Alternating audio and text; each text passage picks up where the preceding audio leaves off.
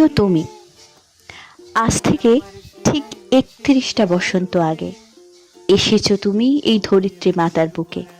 তবে কি জানো, তুমি যদি না আসতে সূর্য ঠিকই উঠত পূর্ব কোণা আলো করে। শ্রাবণের অবিশ্রাম বারিধারায় প্লাবিত হতো চারিধার। বাঙালির প্রিয় উৎসব দুর্গোৎসবে ঘরে ফেরার আকুতি থাকতো প্রবাসী বাঙালির। জগন্নাথের রথের মেলার জিলিপি, বাদাম ও পাঁপড় কেনার ধুম থাকতো। বাগদেবীর আরাধনায় হলুদ পাঞ্জাবি ও শাড়ি পরার ধুম থাকতো।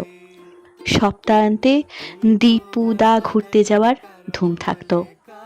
আর যা যা বলা হলো না সেই সকল কিছু থাকতো, কিন্তু থাকতো না যেটা, সেইটা এবার বলার পালা। সকল কিছুই চলতো নিয়ম মাফিক, আপন ছন্দে। তবে আমার আর আমি হয়ে ওঠা হতো না। এই স্বল্প জীবন পরিসরে আমার যা কিছু হয়ে ওঠা, এই জন্মদিবসটি তার কারণ। শুভ জন্মদিন।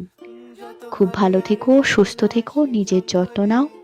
জন্মদিবসের অনেক শুভেচ্ছা, অভিনন্দন ও ভালোবাসা।